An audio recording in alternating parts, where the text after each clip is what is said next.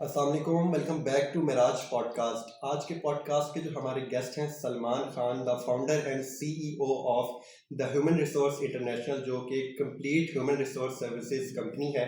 तो उनसे हम बात करते हैं क्योंकि आपके बहुत सारे सवाल होते हैं रिगार्डिंग के सीवी किस तरह की होनी चाहिए, जॉब किस तरह से लेनी है और सैलरी किस तरह से निगोशिएट करनी है।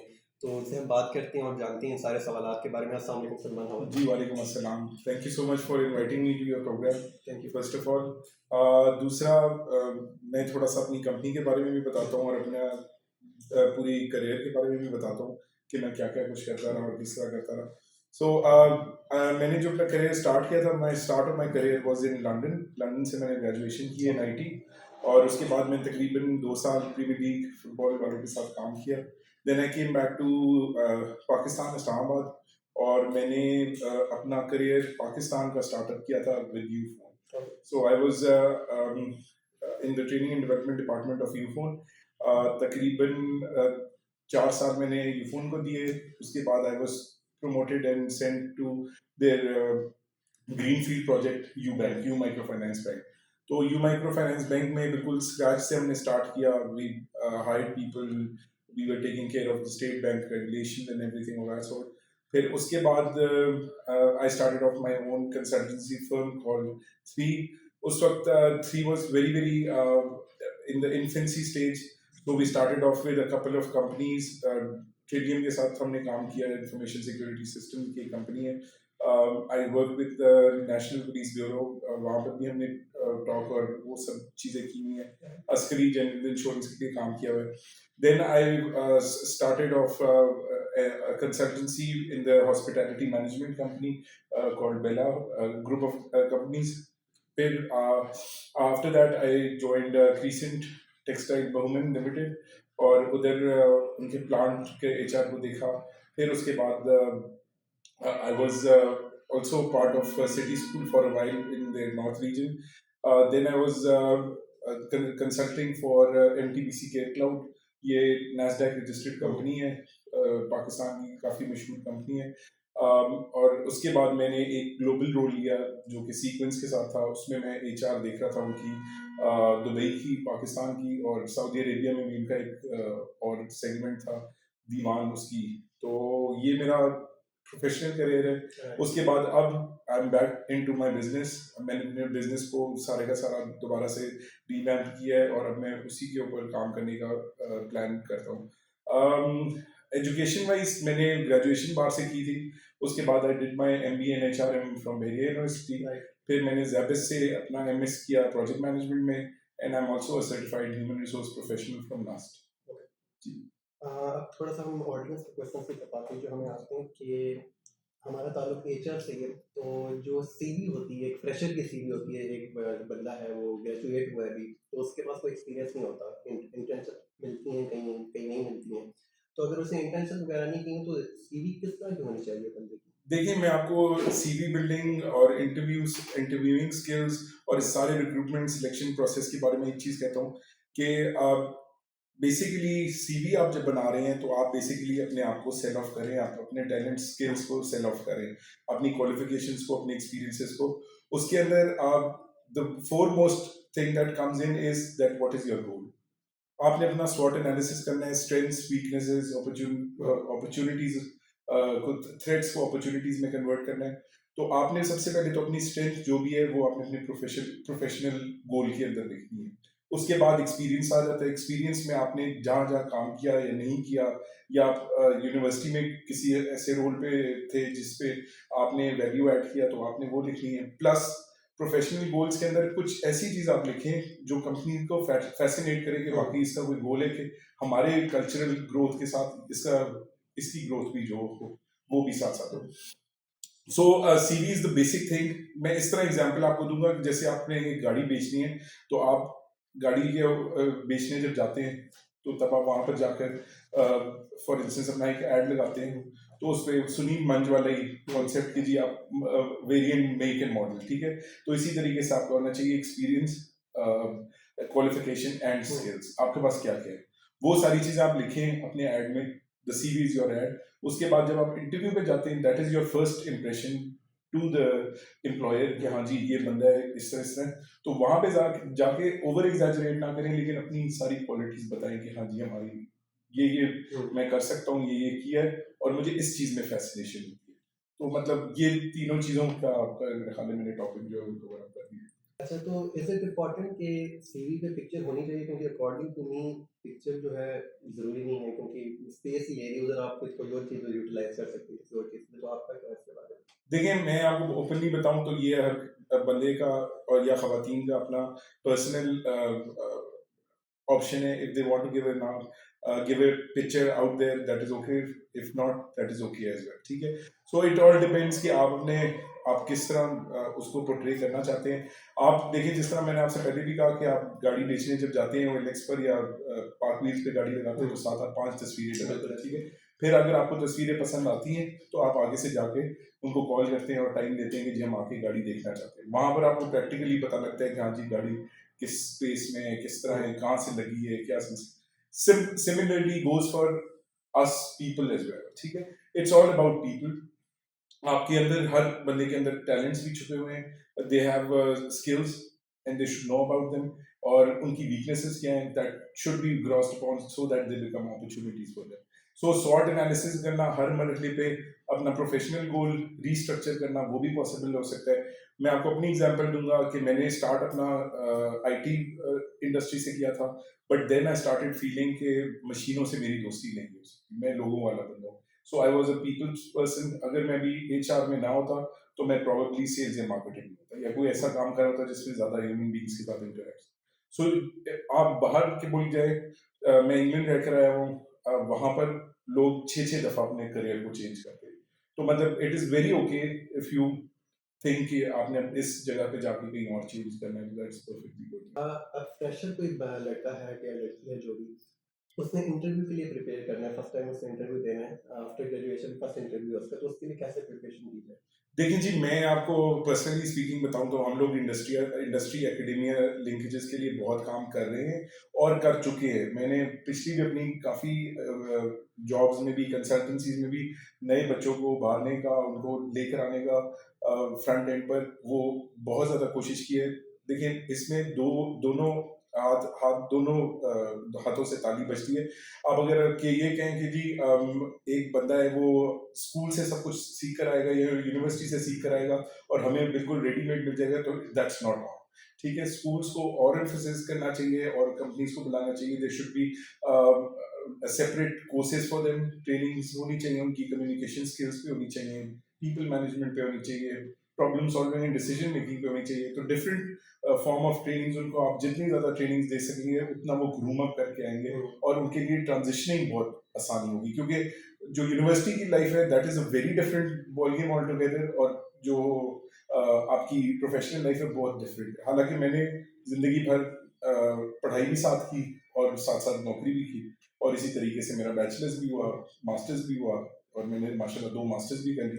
Now I am planning to go for my PhD इंशाल्लाह. इंटरव्यू के बाद सैलरी नेगोशिएशन का स्टेप आता है, तो उसमें एक कैंडिडेट किस तरह से अचीव कर सकता है एक अच्छी सैलरी? देखिए यहाँ पर ना मेरे बहुत मिक्स्ड थॉट्स हैं. शायद सब मेरे से एग्री ना भी करें, बट मैं आपको सिंपल तरीके से बताऊं तो एक नए बच्चे के लिए एक नई जॉब पर जाना is like a huge learning experience. ठीक है. बच्चे आते हैं, मैं नर्स के बच्चों के साथ भी मैंने काम किया है, मैंने लम्स के बच्चों के साथ भी काम किया है, टॉप स्कूल IB के साथ भी काम किया है, इससे फास्ट NU के बच्चों के साथ भी काम किया है. हर बच्चा कहता है जी कि हमारी 70,000 रुपए तनख्वाह से शुरू होनी चाहिए. उनको ये रियलाइजेशन नहीं होती कि देखें, मैं आपको सच्चे दिल से बताऊं, मेरी यहाँ पे यूफोन में पहली नौकरी हुई थी तो मैं कॉन्ट्रेक्चुअल बेस पे था और मेरी 30,000 सैलरी थी. लेकिन सॉरी 15,000 सैलरी थी. उसके बाद सेकंड जंप में मुझे 30,000 सैलरी मिली. मतलब बट मैंने जितना अमाउंट यूफोन से सीखा, यूबैंक से सीखा, जो अपनी इनिशियल उनसे स्टिल अभी भी मैं, हालांकि much more experience than you, मेरा 19 साल का एक्सपीरियंस खत्म हो चुका है, अभी 20वें साल में मैं चढ़ गया. बट मैं जो भी सारे का सारा सिलसिला करता हूँ तो आई जस्ट सी कि मैं लर्निंग कितनी हो रही है. Each and every second of your life is your learning. Learning starts from the cradle and it goes till the grave. तो इस वजह से उनको चाहिए कि वो वैल्यू एडिशन बने, कि एम्प्लॉयर को उनकी जरूरत हो. ये नहीं है कि आपको एम्प्लॉयर की जरूरत हो. तो पैसे, मॉनेटरी वाला सिलसिला कभी भी खत्म नहीं होता. मैंने अपनी जिंदगी में चार किस्म के लोग देखे। एक जो मॉनेटरी बेनिफिट्स पे जाते हैं, एक जो अपनी डेवलपमेंट में, करियर डेवलपमेंट में जाते हैं कि जी कोर्सेज हो रहे हैं, कंपनी करा रही है, वो सब चीज़ें। थर्ड वो है जो अचीवमेंट्स के ऊपर खुश होते हैं कि मैंने ये अचीव किया, अचीवर्स जो होते हैं। And the fourth one are those who go for people and culture, their work environment, कि हमें एनवायरनमेंट किस तरह का मिल रहा है, इज द एनवायरनमेंट टॉक्सिक, कि जी खड़े होना है तो खड़े हो जाना है, बैठना है तो बैठ जाना है। That is all old school. हम लोग अब आर्टिफिशियल इंटेलिजेंस की तरफ जा रहे हैं, इमोशनल इंटेलिजेंस के लिए जा रहे हैं। हम लोगों ने इमोशनल इंटेलिजेंट नहीं हुए तो ये मशीनें हमें बहुत पीछे खो बैठेंगी। तो हम लोगों ने मशीनों को अपने इस्तेमाल के लिए बेहतर से बेहतर करना है। मशीनें हमें टेक ओवर नहीं कर सकती क्योंकि इसको ऑपरेट करने के लिए भी एक इंसान की जरूरत होती है। ठीक है, सो आप चीजों को लर्न करें। That is my message to all of the newbies that are coming down for the professional journey. CV की बात हमने कर ली, इंटरव्यू की बात हमने कर ली। लिंक्डइन प्रोफाइल का कितना रोल होता है इंटरव्यू के लिए, क्योंकि अभी पाकिस्तान में इतना पॉपुलर नहीं है लिंक्डइन, तो लिंक्डइन प्रोफाइल आपकी कितनी मेंटेन होनी चाहिए, पिक्चर कैसी होनी चाहिए लिंक्डइन प्रोफाइल पे, और क्या क्या आपने उस पर अपडेट करना चाहिए? देखिए, मैं हार्ड एंड फास्ट तो नहीं कह सकता। अगर किसी ने फैशन इंडस्ट्री में जाना है तो वो अब टाई सूट पहनकर तो अपनी लिंक्डइन पे नहीं बनाएगा। और लिंक्डइन आपके मुताबिक जिस तरह आप कह रहे हैं कि बिल्कुल पाकिस्तान में भी स्टार्ट हुआ है, लिंक्डइन बहुत आगे जा चुका है। लिंक्डइन के अंदर आप फैसिलिटीज देखें, it's whole human resource management system in itself. Sales navigator है उसके अंदर, एटीएस सिस्टम है, सब कुछ लगे हुए, एप्लीकेंट ट्रैकिंग सिस्टम्स जो होते हैं।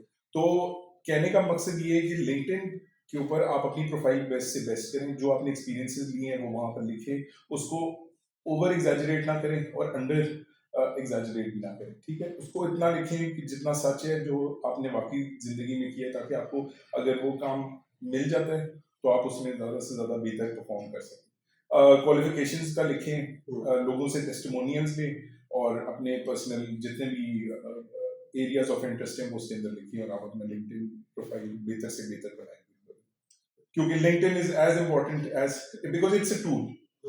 मैं फिर से यही कहूंगा कि आर्टिफिशियल इंटेलिजेंस से लोग घबरा रहे हैं कि जी वो आएगा तो रोबोटिक्स हो जाएंगी और वो सब सिलसिला हो जाएगा। इस तरह का चक्कर नहीं है। आर्टिफिशियल इंटेलिजेंस आएगी तो आपने इमोशनली इंटेलिजेंट होना है कि आप जो मशीनों के साथ किस तरीके से काम कर सकते हो। You have to elevate yourself first. अब अगर आप एक बंदे को जो किसी गांव से उठ के आया है उसको आप कहोगे जी ये जी आपके सामने लैपटॉप पड़ा है और ये आर्टिफिशियल इंटेलिजेंस का चैटबॉट है जो तस्वीरें बनाते हैं, वो आगे क्या करेगा जब तक उसको खुद लर्निंग नहीं हो। तो learning is very important and learning begins from yourself. तो अगर आप खुद वो चाह नहीं रखेंगे कि मैंने कोई काम करना है और बढ़ाना है, तो वो कभी भी आप नहीं बना सकते।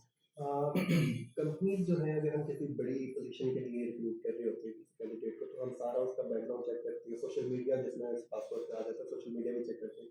इसी तरीके से कैंडिडेट के लिए कितना इंपॉर्टेंट है कि वो कंपनी का बैकग्राउंड चेक करे? देखिए जी, आपने बहुत अच्छा सवाल पूछा है। ये बहुत मतलब इम्पोर्टेंट क्वेश्चन है। देखें, आप जब सी सूट के लिए सी स्वीट के लिए आप जब जा रहे हैं और आप सीनियर लोगों को ऑफर करने जा रहे हैं या उनके साथ अपॉइंटमेंट लेटर देने जा रहे हैं, तो सबसे पहले आपको देखना चाहिए कि एक तो सी स्वीट को देखना चाहिए कि वो कंपनी कैसी है। ठीक है, कंपनी के बारे में मैं आपको आपस की बात बताऊं कि मैं हर वक्त अवेलेबल रहता हूँ फॉर इंटरव्यूज। क्यों? क्योंकि मैं वैसे इंटरव्यूज के लिए जाता हूँ, मुझे 95% पता चल जाता है जब तक मैं इंटरव्यू देके बाहर आता हूँ कि ये कंपनी है क्या। ठीक है, आप जाते हैं, एक्सपोजर होता है, लोगों से मिलते हैं। वो कई ऐसे इंटरव्यूअर्स थे जिन्होंने मुझे हायर नहीं किया, लेकिन वो आज भी मुझे कॉल करते हैं, वो मेरे से बात करते हैं और चीज़ें होती हैं। तो it's a very good form of navigating through the communication gap that we have। और उसके अलावा आप you increase your network as well. कई मैं ऐसे इंटरव्यूज पे गया हूँ जहाँ पे दूसरे लोग इंटरव्यू देने आए हुए थे और वो उनसे मेरी इतनी अच्छी गपशप लगी कि आज तक मेरी उनके साथ दोस्ती। तो मतलब कंपनी के बारे में पूछें, देखें अपनी सीवीज को। Please, there is no such thing is कि जी सीवी इस तरह होनी चाहिए, उस तरह होनी चाहिए। जिस तरह की कंपनी है आपने उस सीवी को उसी तरीके से मत करें, क्योंकि अब तो एटीएस है। अब आर्टिफिशियल इंटेलिजेंस देखता है, अगर तो आपने कीवर्ड मैच कर रहे हैं तो ठीक है, आपको साइड पे करता है, नहीं है तो वो आपको रिजेक्ट करता जाता है। इस तरह का सिलसिला है। So there is no, from where I see things, workables है, माइक्रोसॉफ्ट वर्केबल्स है, उसके ऊपर बहुत अच्छा एटीएस सिस्टम है। बट एटीएस सिस्टम को बेसिकली आपने इल्यूड एंड अवेट करना है to go on for a better job. अच्छा, नेटवर्किंग कितनी ज़रूरी है और लिंक्डइन पे नेटवर्किंग किस तरीके से कर सकते हैं फ्रेशर्स? सर देखिए, लिंक्डइन पे आप बिल्कुल कर सकते हैं। उसके अलावा आपकी यूनिवर्सिटीज़ के अंदर डिफरेंट कंपनीज आती हैं, गेस्ट स्पीकर्स आते हैं, सब कुछ आते हैं। आपको वो अटेंड करने चाहिए और आपको रियलाइज़ करना चाहिए कि now your life will change forever, because once you are out of the university, out of the study method, then you are going into the professional scheme. तो प्रोफेशनल स्कीम में आपने प्रोफेशनल तरीके से ही लेके चलना है। This professionalism is very very important in excelling in your career when you're in the professional life. तो अब मैं ओवरऑल सारों के लिए तो नहीं कह सकता, लेकिन जो कॉर्पोरेट वाले हैं उनका डिफरेंट किस्म का स्टांस होता है, जो नॉन कॉर्पोरेट वाले हैं उनका डिफरेंट किस्म का स्टांस होता है। तो आई थिंक जितना जितना आप चीज़ों को सही तरीके से लेके चलेंगे, उसी तरीके से आपका भी सारा सिलसिला चलेगा। अच्छा, how much communication skills are important in human resources? देखिए, communication skills are important not only in human resources, it is important in every walk of life. हर बंदे के साथ हम घर से निकलते हैं, हम अपने पेरेंट्स को मिल के जाते हैं, उनके साथ एक कम्युनिकेशन हम अलहदा करते हैं, अपने स्पाउस के साथ अलहदा करते हैं, अपने बच्चों के साथ अलहदा करते हैं, अपने सिबलिंग्स के साथ अलहदा करते हैं, दोस्तों के साथ बिल्कुल एक अलहदा किस्म की। सो it is very very much important that you know how to tackle what kind of a situation and what time, and this is called emotional intelligence. तो इस ये फ्यूचर है ही इमोशनल इंटेलिजेंस का। अगर आप, क्योंकि कुछ साल बाद आपका सारा कुछ ये जो एडमिनिस्ट्रेटिव काम है और ये सब चीजें, ये सारा कुछ आपका आर्टिफिशियल इंटेलिजेंस ले जाएगी। उसके बाद you don't need all of this administration job की जी आप सीसीटीवी पे बैठ के देख रहे हैं, ये वो करें, वो ऑटोमेटिकली सारी चीजें करेगी। लास्ट एडवाइस आप क्या देना चाहेंगे जो फ्रेशर्स ग्रेजुएट हो गए हैं और अब उन्होंने आगे जॉब अटेन करनी है, तो किस तरीके से क्या कर सकते हैं कि अच्छी जॉब मिल जाए? थैंक यू सो मच, आपने बहुत अच्छा सवाल किया। मैं इस सवाल का सिर्फ एक जवाब दूंगा, और ये है कि देखिए, जिंदगी में हर किसी के मेंटोर्स होते हैं, टीचर्स हैं, ठीक है, आपके टीचर्स एक हद तक मेंटोर होते हैं, फिर उसके बाद वालदैन मेंटोर बन जाते हैं, चचा ताया मेंटोर बन जाते हैं, इस तरह करके आपकी जिंदगी चलती रहती है।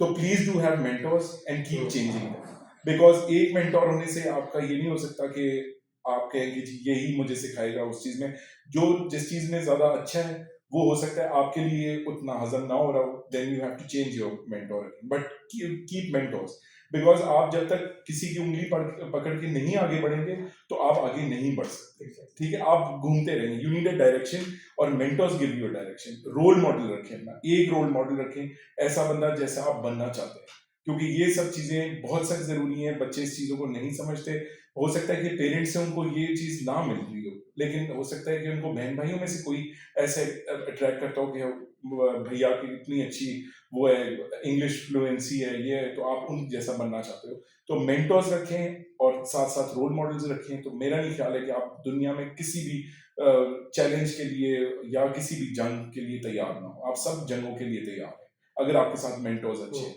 तो ये मेरा एडवाइस है नए बच्चों के साथ कि keep your mentors and keep changing your mentors as well and keep a role model. Thank you so much for watching. ये था हमारा आज का पॉडकास्ट। और अगर आपके और कोई एचआर के रिगार्डिंग क्वेश्चंस होते हैं तो वो आप हमें ईमेल कर सकते हैं। हमारी ईमेल आईडीज आपको शो हो रही होंगी ताकि हम उन्हें अपनी नेक्स्ट सीरीज में कवर करें। Thank you so much. अल्लाह हाफिज़।